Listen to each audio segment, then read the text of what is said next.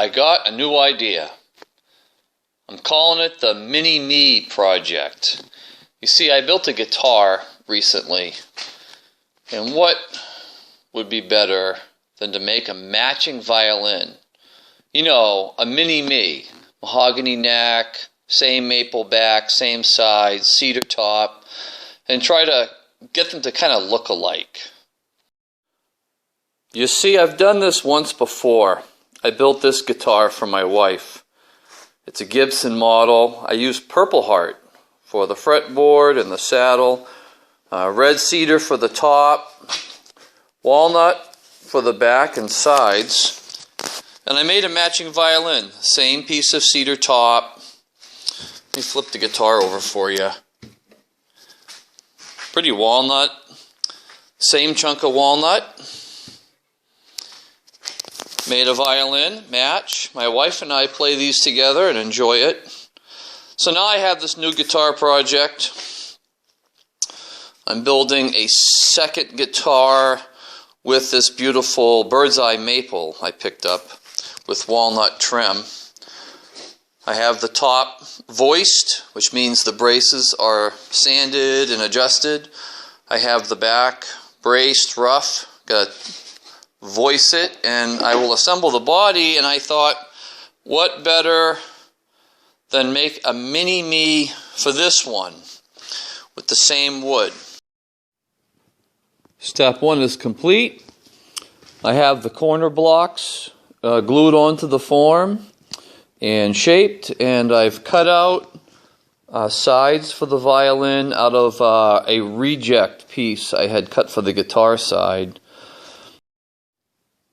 The body of the guitar is together and ready to route it for binding. I've got the sides of the violin together, and you can see they match. Same, it's the exact same piece of wood. And I went shopping for fingerboard material, and I got this long board of rosewood. Looks like this. I've already made up a piece into a future fretboard. So I'm starting to cut this up. Looks like this when I get it, and it looks like this as we start to clean it up. And I'm going to see if I can make me a nice violin fingerboard out of this. I got a block of Paduke. I've already started to form the neck. I've got the back and belly or top plate of the violin marked out and ready to go. And that's where I'm headed right now. I'm going to see if I can make me a violin fingerboard.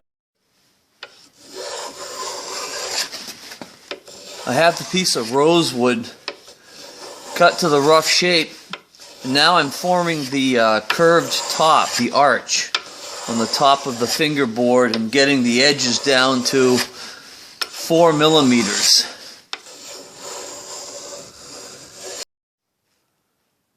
All done. Look at that. Look at the beautiful curls in the rosewood. Which one do you want on your fiddle? I'll take this beautiful rosewood. Alright, next project. I've gotten a little farther with this violin project. I have my plates cut out, the back and the belly plate, and I've started carving it down, and I wanted to note the gouges I'm using, given to me by a friend, rescued out of the dump. So you don't need to spend a lot of money doing this.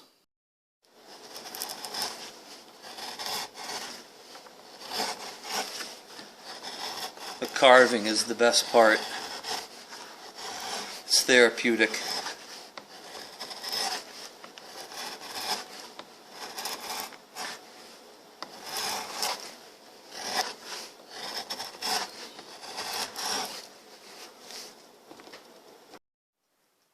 And we're making progress. Here's the belly plate and the back plate. I have the purfling installed and the glue is setting up.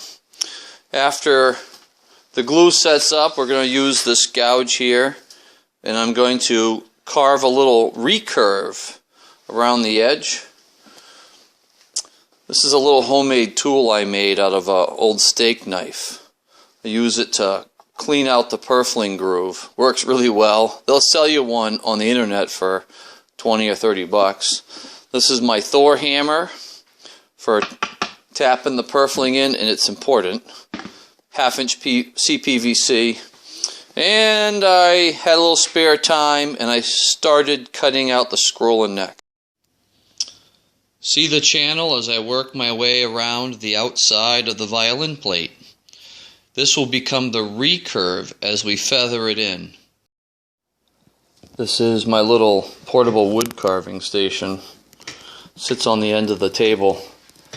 Well, I just finished the back plate, so now it's time to get started on carving out the inside and hollowing it out. What I do next is I set my drill on my drill press to stop at a certain gap, and then I drill holes in the plate so that when I carve down I know where to stop.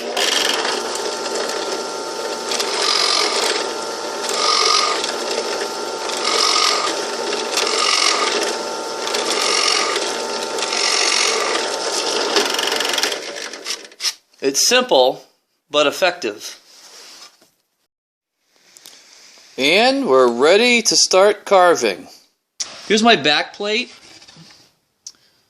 And she's hollowed out pretty nice, and I already did a little tap tuning on there. This is my belly plate, the top plate. I put a light coat of varnish so that as I start to carve these F-holes I'm prepping for, it won't chip. And I'm headed in right now to start carving the holes. Here's a little feature you don't think much about on a violin as you look at it or carve it. It's the relief on the wing on the F-hole. See that? You have to start that before you actually carve the F. With the bass bar finally glued in place, we begin planing it down to the final shape. Little by little.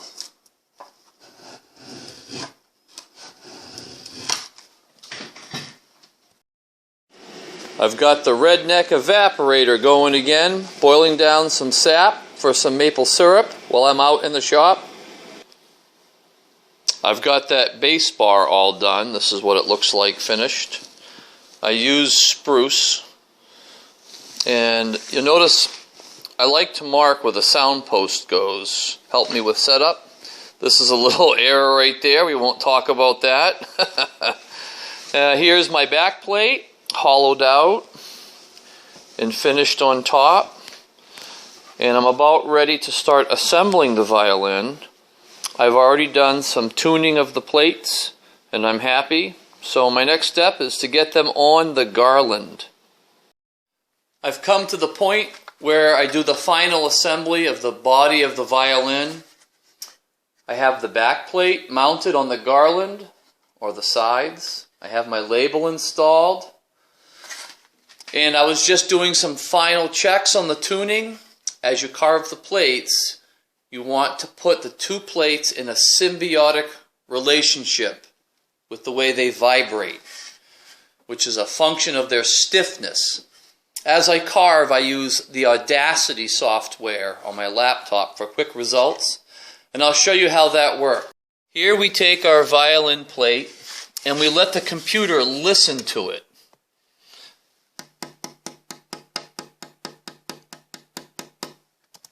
It records a track, and then we analyze it, and this gives us the peaks of the sounds inside that tap tone. This is our mode 2, 151 hertz. Our mode 5 looks like it's split into two tiny peaks, 354 and 341. Now we can verify that over here with a tone generator. Now I'm just going to sprinkle some tea leaves all over the plate here so we can see where they go. Okay, we're all set up. I want to show you what happens when the frequency is the wrong frequency. Nothing happens. Now watch what happens when we hit the frequency right on. Here we go. Look at that. Immediate action. Okay, we get tea leaves gathering on the nodes. We get a lot of action here in the middle. This is our mode 5 Chladni pattern, and it came at 344 hertz. Now I'm going to verify the mode 2. The computer predicted 150 hertz, so here we go.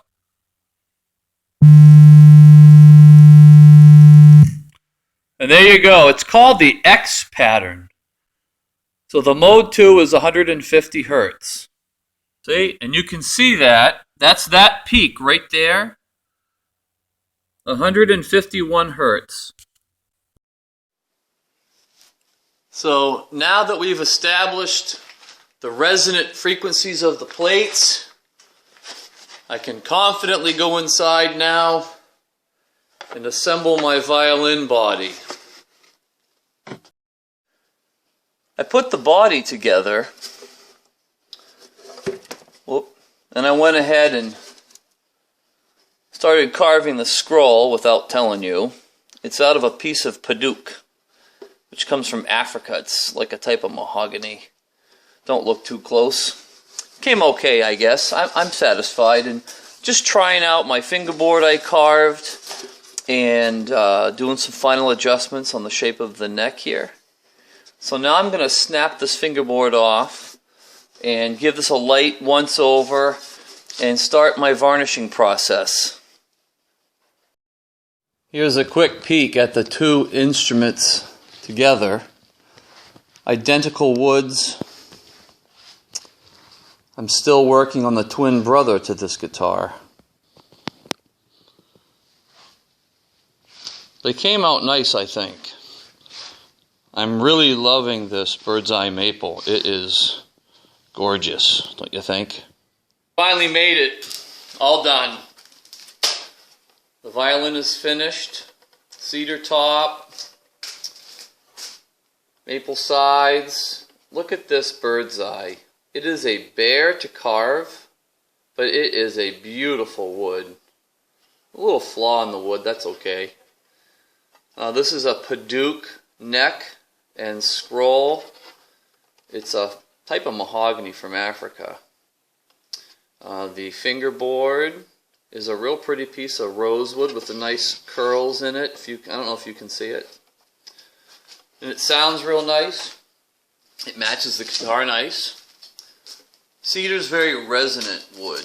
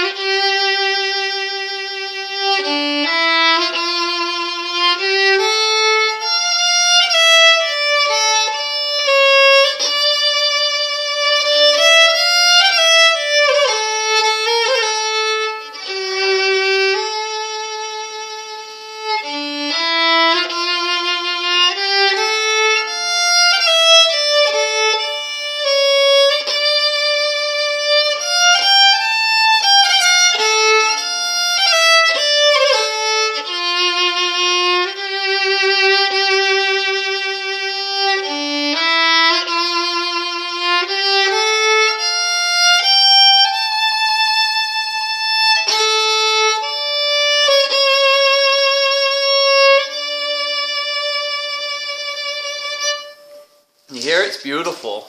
It's hard to stop playing it. I like it a lot.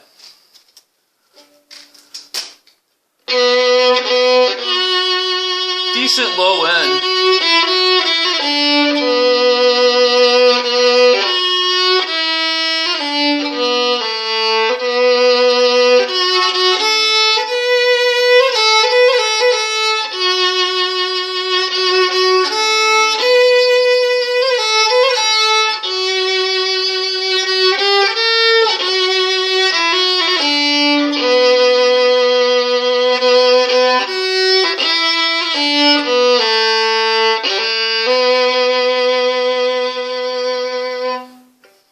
Overall, I'm very happy. I hope you like it too. It's a real nice fiddle.